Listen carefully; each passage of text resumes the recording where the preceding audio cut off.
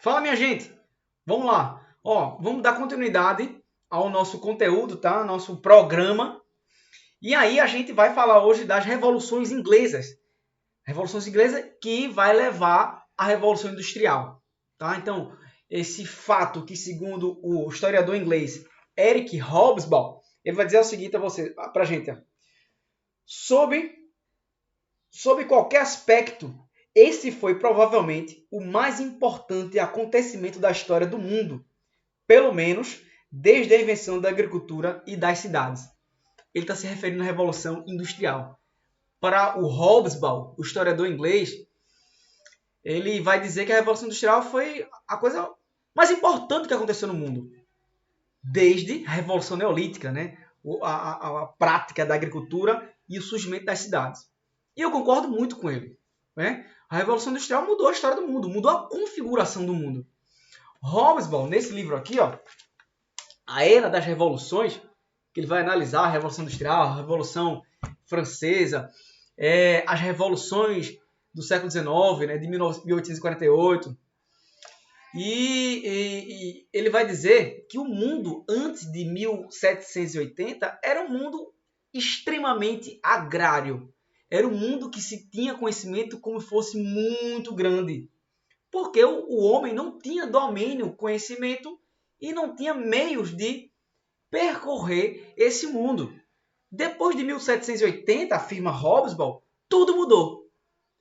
Porque surgiram, né, as locomotivas, surgiram os meios de transporte mais eficientes, surgiram o domínio do homem, da produção em larga escala, né? A agricultura, né? A Revolução Verde, ela começa depois de 1780, onde a população, os homens, a sociedade, ela perdeu as amarras da produção, é assim que ele fala, né? Vai começar a produzir em mais larga escala. E a Revolução Industrial, ela foi transformadora em vários sentidos, né? Na vida social, na vida política, na vida de um consumo que não existia antes das indústrias, né? Então é uma mudança de hábito, é uma mudança do modo de viver do ser humano que vai ser sem precedentes. Se assemelha, Hobsbawm fala, ao início lá da Revolução Agrícola, quando o homem deixa de ser nômade para se tornar sedentário. Então é um tema extremamente importante e é um tema que permeia a nossa vida até hoje. Olha quantas coisas, olha o que está ao redor de mim. Se liga, minha gente, olha o que está ao redor de mim. Da roupa que eu uso, a caneta que eu estou usando, tudo isso passou por uma indústria. A nossa sociedade é uma sociedade industrial. A nossa vida ela é permeada por bens de consumos duráveis e não duráveis, né? Se tirar tudo de mim aqui ao meu redor, que não foi feito numa indústria, eu vou ficar aqui peladão sem nada, porque tudo passou por um processo industrial. Então, a Revolução Industrial, sem sombra de dúvidas, e Hobsbawm, ele é muito assertivo quando ele fala isso, é uma mudança drástica nos sentidos que as sociedades vão passar. Tá? E isso é um acontecimento inglês, que logo se espalha para a França, para a Bélgica, para os Estados Unidos. Né? Então, a Revolução Industrial ela acontece, ela se dá dentro da Europa, é um acontecimento europeu, que depois vai chegar nos Estados Unidos, Japão, mas é um acontecimento que se dá no continente europeu. A indústria é uma invenção europeia, beleza? E para a gente chegar até como foi que se consolidou a indústria, a burguesia no poder, essa classe social que para Karl Marx é extremamente revolucionária, porque criou um Estado e um outro paradigma de vida. Ele vai falar isso no manifesto do Partido Comunista. Ele vai fazer uma leitura da burguesia desde o surgimento do pequeno burguês no final da Idade Média, a homens e mulheres, uma classe social sem prestígio, sem privilégio, mas que estavam ali, apareceram no comércio, no empreendimento, e que quando surge a Revolução Gloriosa, que a gente vai estudar hoje, a Revolução Francesa e a independência dos Estados Unidos, as revoluções burguesas, a burguesia se apodera do poder. Então veja, é uma classe revolucionária. Ela surge na Idade Média, onde a sociedade é uma sociedade muito marcada por nascimento, uma sociedade que não tinha privilégio, aquele que surgia, que fazia comércio, que surgia ali da parte de baixo da sociedade, e vai criar um Estado, um modelo de Estado, o Estado liberal, o Estado burguês, aos seus interesses. Olha como Hobsbawm fala, né, sobre a Revolução Industrial. Ele vai dizer o seguinte, ó, as condições adequadas estavam visivelmente presentes na Grã-Bretanha, onde mais de um século se passara desde que o primeiro rei tinha sido formalmente julgado e executado pelo povo. Ao invés disso.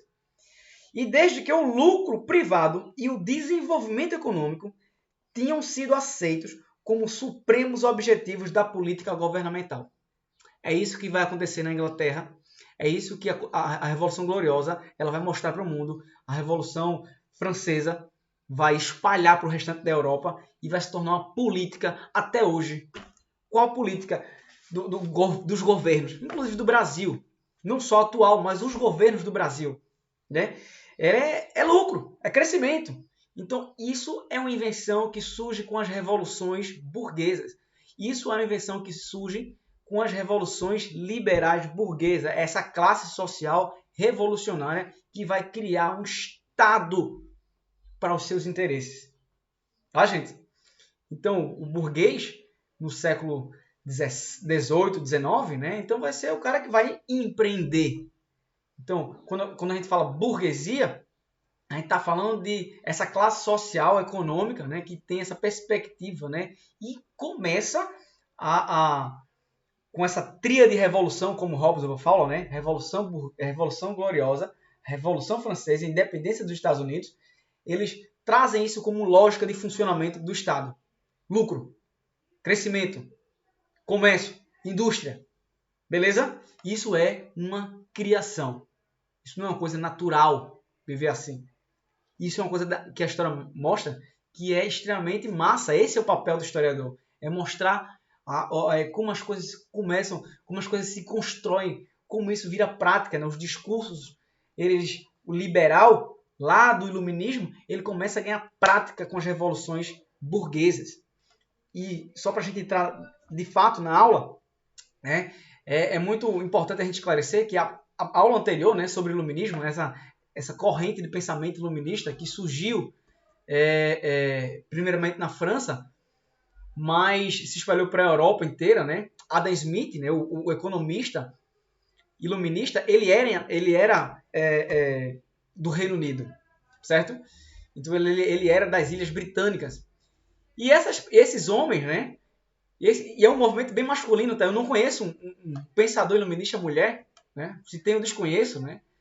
Mas esses homens, eles estavam pensando, eles estavam vivendo esse momento de transformação, essa insatisfação que existia por parte da sociedade europeia, as sociedades europeias, contra o absolutismo.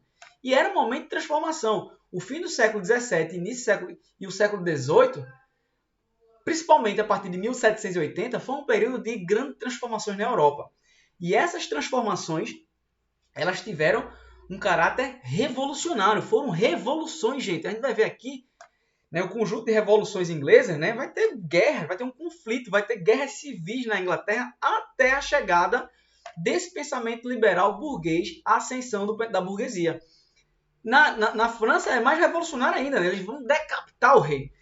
Eles vão fazer um movimento violento até a consolidação do Estado nacional burguês, até a consolidação, a gente pode dizer, os primórdios do capitalismo. Então, é desse jeito, né? Então, outra coisa, né? Quando se fala em revolução, a gente fala em mudança brusca, rápida, uma virada de página, certo? No entanto, uma revolução, como foi a Revolução Francesa, e Hobsbawm fala isso, né? Ela não tinha uma agenda muito bem definida. Existia uma satisfação por parte generalizada da sociedade com o absolutismo monárquico. Se sabia o que não queria. Mas para onde ir? O para onde ir é um conjunto de fatores que vão se somando, vão se estranhando e vão sendo construídos ao longo do tempo até chegar na definitiva, né, no resultado final, que é a ascensão da burguesia. Então, quem dá a tônica das revoluções liberais é a burguesia.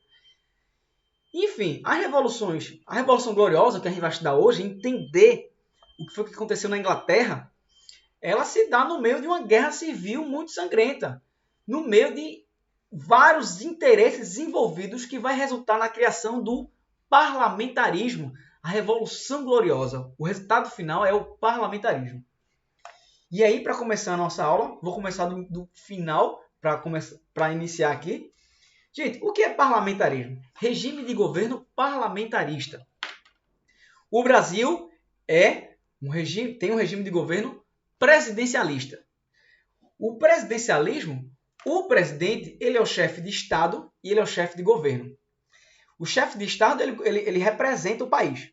E chefe de governo, ele governa o país. Ele que indica os ministros. Né? Então, a política pública depende, né, da figura do presidente, as políticas públicas.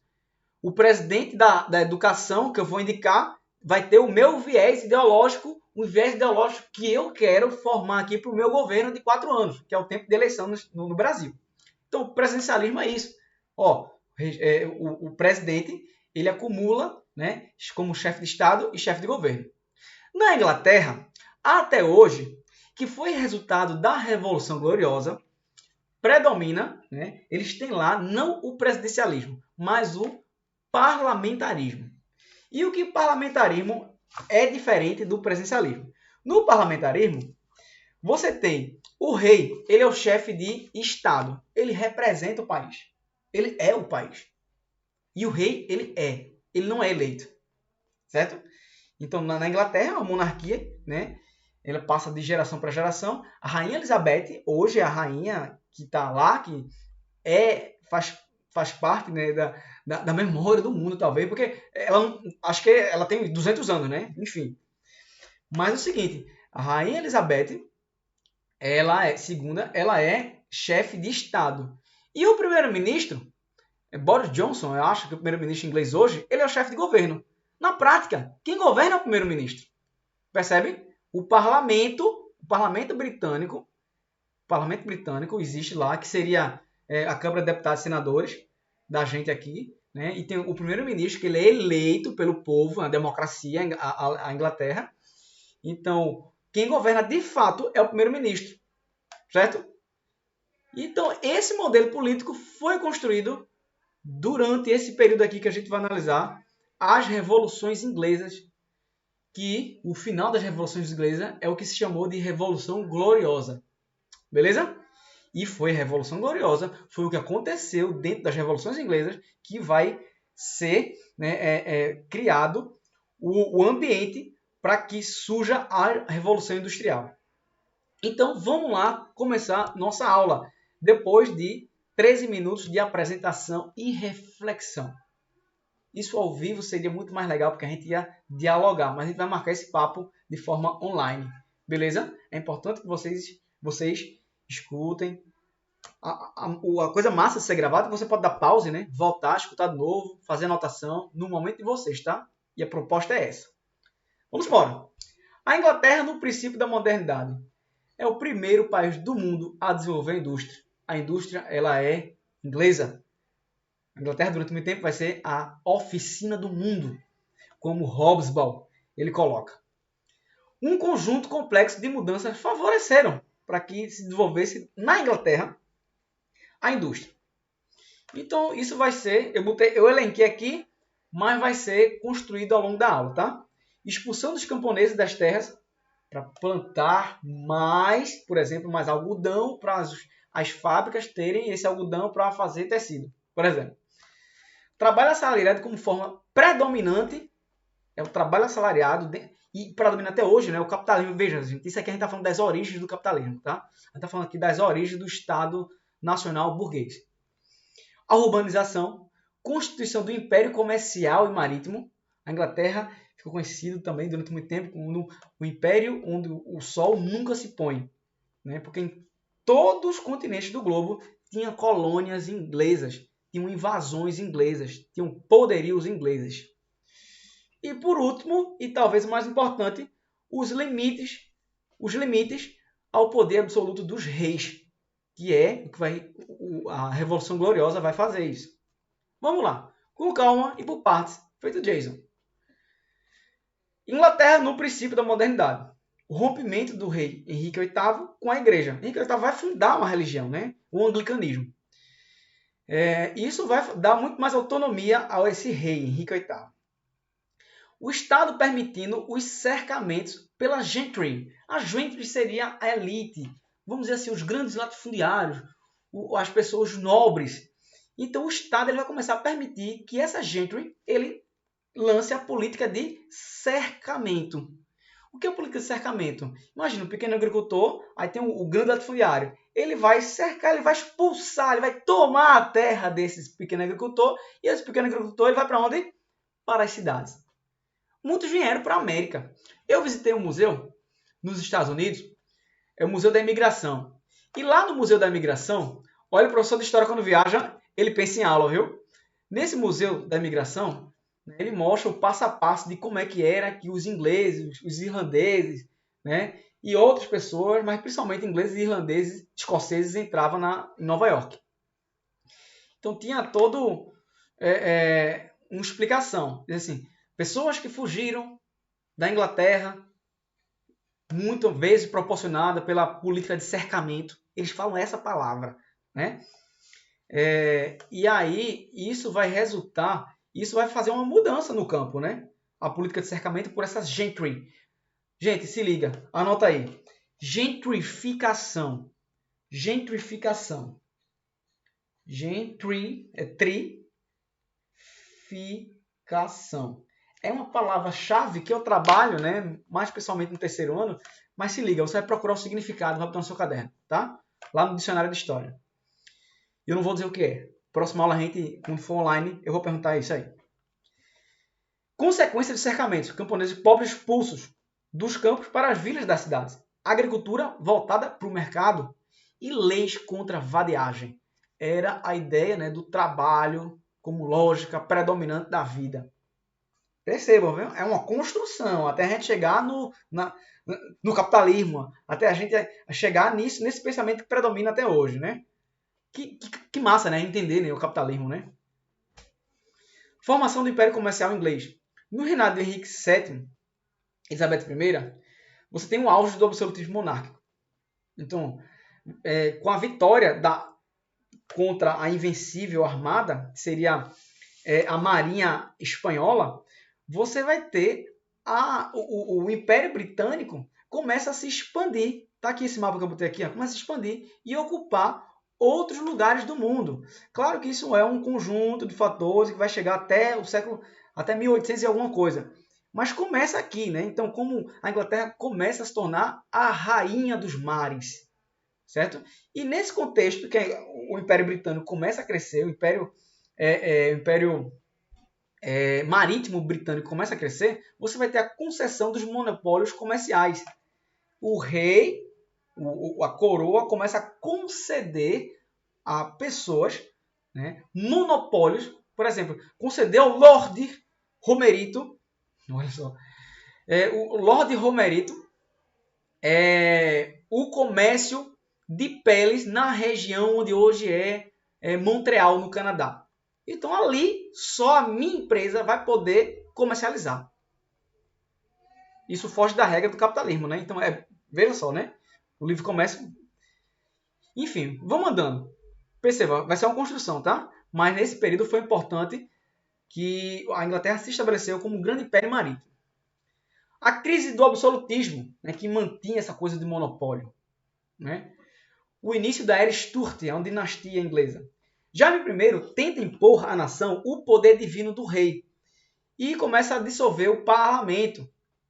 Existia um parlamento, mas esse parlamento que não tinha uma constituição e não limitava os poderes do rei, né? Era uma coisa mais figurativa, tá? O filho de Jaime I, Carlos I, dá uma continuidade à política absoluta do pai. O parlamento pede o fim do governo autoritário. E é nesse contexto que a população, né, principalmente as pessoas que viviam no Império Britânico e que queriam participar, assim, não, porque ele tem monopólio concedido pelo Estado e eu não tenho, né? Então, essa Inglaterra, na era Stuart, ela encontra uma resistência, e essa resistência vai resultar no que se chamou de Revolução Puritana. O puritanismo é uma religião, né, que era perseguida muito na Inglaterra. Muitos puritanos, eles também fugiram na Inglaterra para os Estados Unidos, que era a colônia inglesa. Então, grande parte dos Estados Unidos, as primeiras pessoas que chegaram nos Estados Unidos, eles foram puritanos, gente que sofria perseguição religiosa, que achava que a religião inglesa ela tinha muito da Igreja Católica, o anglicanismo. Né? Tinha muito da Igreja Católica e queria fazer uma coisa mais voltada aos ideais mais puros do cristianismo. Por isso que puritanos. Então, sofre perseguição, né? Depois da Revolução, você vai ter uma perseguição em massa, mas nesse momento, o puritanismo, a Revolução Puritana, que se dá entre 1642 a 49, a população fica dividida entre fiéis ao rei e fiéis ao parlamento. Surge a figura importante de um cara chamado de Oliver Cromwell, que vai ser o líder da Revolução Puritana, uma revolução que vai lutar contra o absolutismo, né, de Carlos I. E vai criar um exército, é uma guerra civil, tá? Uma guerra civil, uma guerra interna, né? Então a sociedade estava dividida e vai entrar em conflito.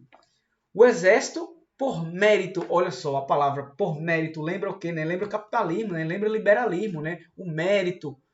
Então, não mais aquela coisa do só o filho do Lorde vai poder usar a espada, entrar no exército real, mas por mérito. Perceba que é uma construção. Vamos lá. O exército do parlamento prendeu e matou o rei e expulsou os favoráveis a ele. Então, um exército formado, liderado por Oliver Cromwell, tendo como base o parlamento, vai matar o rei e vai expulsar os favoráveis a ele.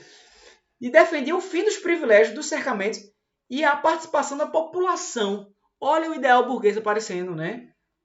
Vem cá, e a gente que não tem bom nascimento, que não tem sangue azul, a gente que não tem uma dinâmica que nasceu, né, no berço de ouro, né? Então, ó, o pensamento já chegando, vai se construindo, perceba. Então, a República Puritana, ela vai acontecer, e a Inglaterra vai deixar de ser uma monarquia para se tornar uma república. Então, é um momento da história da Inglaterra onde a Inglaterra deixa de ser uma monarquia e se torna uma república. E em 1953, Cromwell, essa república vai se tornar uma ditadura. Então, a Revolução Puritana ela vai resultar na República de Oliver Cromwell. O rei vai ser decapitado, como a gente falou, vai ser morto, e a república é instalada. E Cromwell vai receber o título de Lorde Protetor. Só que ele vai acumular muitos poderes. Ele vai ter um prestígio que não era o que a burguesia esperava, né? Então, vai promover guerras contra... Mas também, nesse momento, o Oliver Cromwell vai fortalecer a Inglaterra. Como? Fortalecendo guerras contra a Holanda. E a Inglaterra, ela definitivamente, ela vai ter os atos de navegação, que vai ser a expansão da Marinha Britânica, e ela vai se consolidar como a rainha dos mares. No entanto, esses poderes concentrados em Oliver Cromwell vai causar outras confusões. E você vai ter a restauração da Revolução Gloriosa. Cromwell, ele morreu e o parlamento restaurou a dinastia Stuart, ou seja, é uma contra-reação absolutista. Jaime II assume com o objetivo absoluto de restaurar o absolutismo. No entanto, a sociedade tinha caminhado para outros lugares, né? Tinha acabado os monopólios estatais, a burguesia estava se fortalecendo e ela não ia admitir mais que voltasse com o absolutismo monárquico. Então, é o que vai acontecer, né, a cereja do bolo para a história da Inglaterra e para a história do capitalismo mundial. A Revolução Gloriosa tira o rei e assume a sua filha com o rei Guilherme Orange, que vai aceitar as imposições do parlamento. Que imposições eram essas? Ele vai ser obrigado a jurar a Declaração dos Direitos, que limitava o poder do rei, e o proibido de governar sem o parlamento.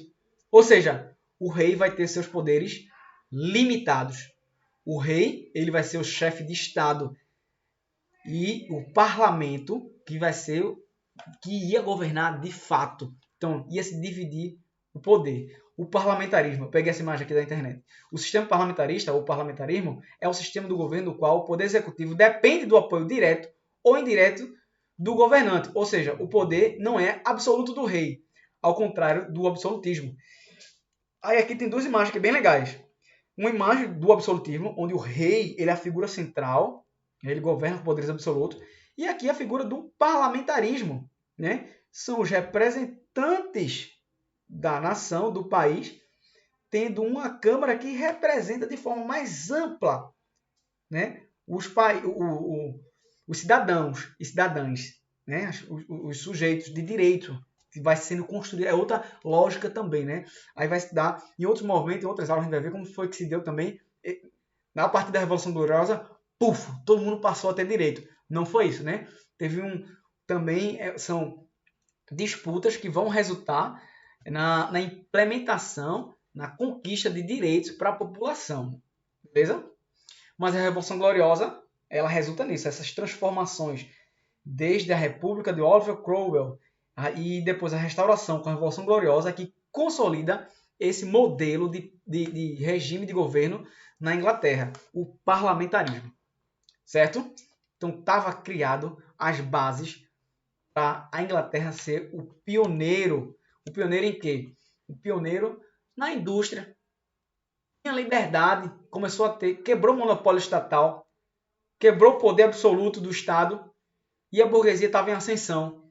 Então, esses fatores proporcionaram com que a Inglaterra fosse a pioneira que começasse a industrialização. A burguesia aprovou o fim do monopólio e das tarifas protecionistas, teve o direito à propriedade privada consolidada em lei, né? Proibição da organização dos trabalhadores, né? Porque pensa, né? A indústria só funciona com o trabalhador, né? O dono da indústria ele tem o capital. O capital ele compra maquinário, mas o maquinário não é movido se não for o trabalhador. Só que como a burguesia nesse momento aqui estava apoderada total do Estado e não tinha direitos, né, para a classe mais subalterna, então vai ter a proibição de organização dos trabalhadores. Só que os trabalhadores, né, é outro momento, né, outra leitura. É um movimento de resistência que vai haver depois na conquista de direitos. Né? Isso demora muito tempo a ter o que a gente tem hoje, né, de direitos para todos. Nesse momento, no estabelecimento do Estado burguês, no estabelecimento do capitalismo, que a gente está falando aqui, o Estado burguês é o início, é a gênese do capitalismo, você tem proibição de organização dos trabalhadores. Por quê? Porque se precisava muito de mão de obra. Né? As primeiras fábricas elas precisavam de muito trabalhador. Né? Então, a indústria ela tinha que ter muita mão de obra. Não tinha uma coisa muito mecanizada, muito sofisticada. Então, você tem aqui a participação, né? Uma fábrica tinha centenas, milhares de trabalhadores. E como dizer esse cara que ele vai trabalhar 15, 16, 17 horas por dia, né? E vai receber mal o que dá para comer, para viver, né? A gente vai falar sobre isso em outras aulas, né? Sobre essa situação dessa nova classe que estava surgindo, que era o proletariado. Como dizer a esses homens e essas mulheres que ele tem que receber isso e é assim mesmo. Foram expulsos do campo, foram para a cidade, e como dizer a essas pessoas que é assim agora. Né? Então, leis anti-vadiagem, que proibia gente estar à toa na cidade, e condições de trabalho precária, e proibição dos trabalhadores de se organizarem para lutar por leis. Foi assim que se consolida o Estado burguês na Inglaterra. E é assim que se consolida o Estado burguês, assim se consolida essa lógica, essa dinâmica do liberalismo, do capitalismo, seja na Inglaterra, seja em outros países que se industrializaram. Beleza? Vamos lá. O cenário que levou à criação das primeiras indústrias foi esse. Certo? E aí tem algumas imagens clássicas, né, das cidades inglesas que tomaram a dianteira nesse processo, dentro dessa nova dinâmica, dentro dessa nova vida, né, das paisagens das cidades. Né? Então, isso é uma coisa que permeava muito as cidades. Né? A primeira forma de revolução, a gente vai estudar isso, né? A revolução industrial. A primeira forma de revolução industrial, né? Você tem a descoberta do vapor, o tear mecânico a partir do vapor.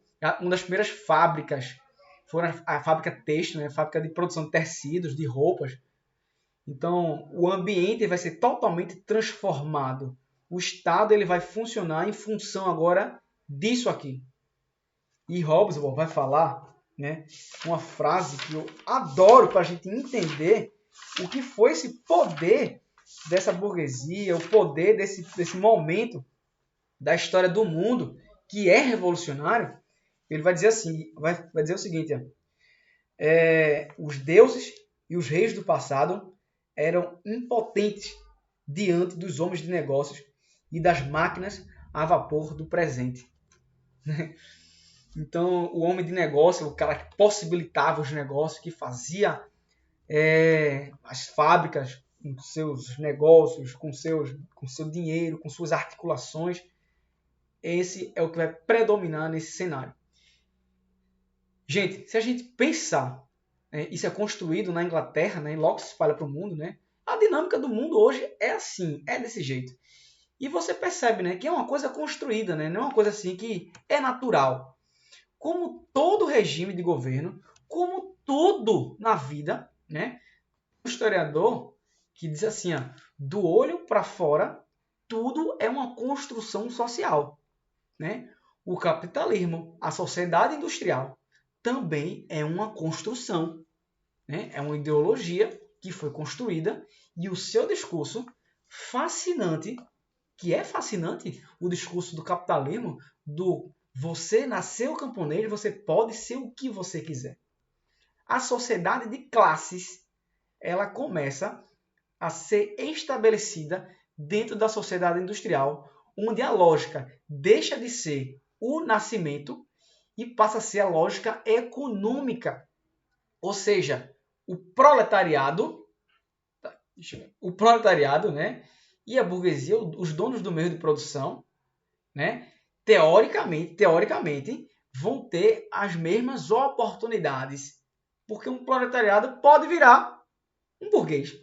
Um filho de camponês pode ser um médico. Coisas que não existiam no passado. E esse discurso, né? Ele é libertador. O discurso liberal. E, de uma certa forma, ele funciona.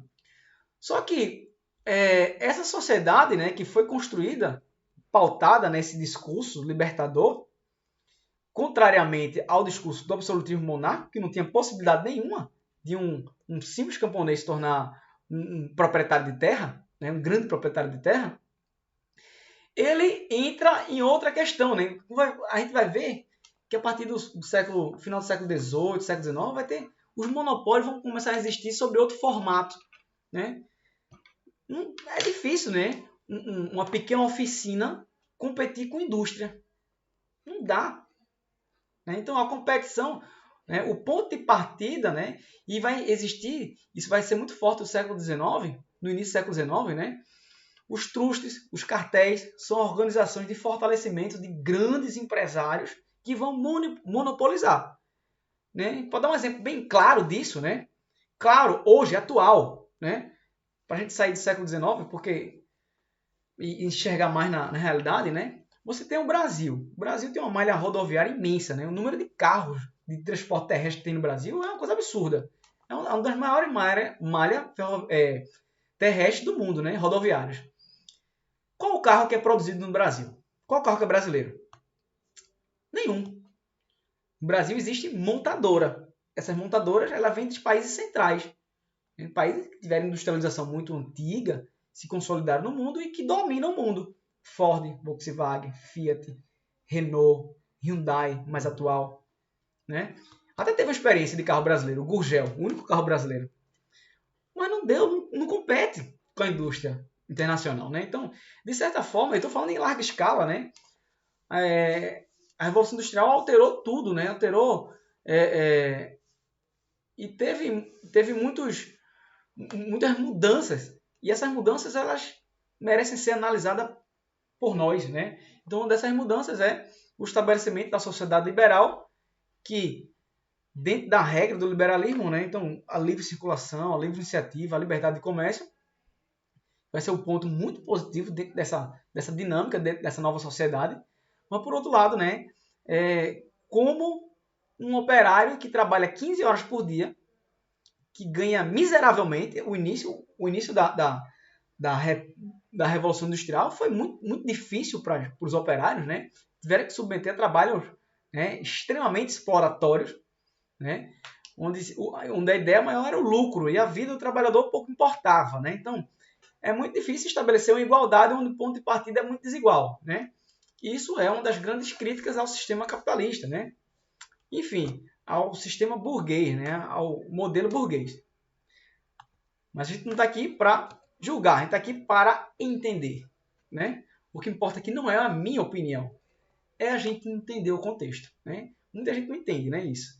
Que o professor de história ele explica e não joga sua opinião. Eu tenho uma opinião em relação ao capitalismo, mas esse não é o momento da gente falar sobre isso, né? Aula, a gente está aqui dando aula numa instituição pública federal. Então, a gente está aqui para estudar, para entender. E aí, se você é capitalista, se você critica o capitalismo, aí é com você. A gente está aqui para entender. Vamos lá. Da produção artesanal à maquinofatura, né? Então, o sistema doméstico, o sistema de produção familiar, ele perde espaço e, em seu lugar, o sistema manufatureiro, né? A manufatura. E depois, manufatura seria a prima das indústrias, né? Então, seriam as grandes oficinas, né? Então, seria uma espécie de pré-fábrica, tá? E a manufatura dá lugar à maquinofatura, o uso das máquinas. Não precisava mais das habilidades dos trabalhadores. O artesão perdeu o seu espaço, o seu prestígio. Um cara que produzia um sapato em 2 semanas, agora uma fábrica precisa de várias pessoas que vai ganhar muito menos para apertar, bater o prego e formar o sapato. Tá aqui uma imagem clássica, né, de uma fábrica, né? Talvez isso aqui seja no século XIX, né? Antes do século XIX não existia fotografia, então com certeza é do século XIX para frente. Então olha só. Então a máquina vai substituir as especialidades do trabalhador. Você tem que agora saber operar uma máquina. Percebe? De um lado, tira o prestígio do artesão, né? Desse saber do artesão. Do outro lado, a produção vai aumentar em larga escala. Beleza? É isso que faz a fábrica, né? A indústria. O Estado burguês, o Estado capitalista em formação. Aumento da produtividade e barateamento do preço. Sem sombra de dúvida, isso foi um dos grandes ganhos, né, da sociedade industrial. A poderosa produção industrial, a indústria têxtil, difícil de competir com ela. A gente vai ver o ano que vem, né, que quando a Inglaterra invade a Índia, né, um processo de expansão do capitalismo na segunda Revolução Industrial, que torna a Índia um protetorado inglês, e lá ainda tinha de forma milenar, era uma produção artesanal, né, de tecidos. E quando chega a Inglaterra com seus tecidos, né, produzido em larga escala pela indústria, não vai dar para competir, né? Então você vai ter uma quebradeira geral de um sistema cultural, econômico indiano, né, na perspectiva do capitalismo chegando, né, da indústria chegando. Então aí até hoje você pensa, né, gente? É uma lógica, né, é mundial. O capitalismo ele é mundial, né? Você tem hoje, 2020, você tem poucos países que não estão dentro dessa regra da produção, do crescimento, do trabalho assalariado e tal. Isso tudo que são valores burgueses, valores construídos entre o século XVII e o século XIX, quando o capitalismo se consolida, né? Então, poucos países que têm essa dinâmica. Então, como eu disse no início, né, a burguesia ela é revolucionária. Talvez a classe mais revolucionária que já existiu em toda a existência humana, né? A Revolução Industrial ela foi revolucionária, ela mudou drasticamente a história do mundo, né? Então a máquina a vapor, no início, né? A máquina era movida ao vapor a partir da queima do carvão, e um novo tempo se descortina na Europa e logo vai ganhar o mundo, né? Porque o capitalismo ele chega ao mundo, e essa forma de chegar ao mundo, né? A gente vai estudar isso também no terceiro ano, a partir do imperialismo, né? Tá aqui, né? A origem do totalitarismo e também do imperialismo, Hannah Arendt, né? A gente vai seguir nessa filósofa aqui e outros, né, autores também, para a gente entender o que foi o imperialismo, né? Que é essa fase de expansão. E essa fase de expansão resultou no domínio, no conjunto de invasões, de guerras que consolidaram no domínio das potências europeias no continente africano e asiático. Beleza?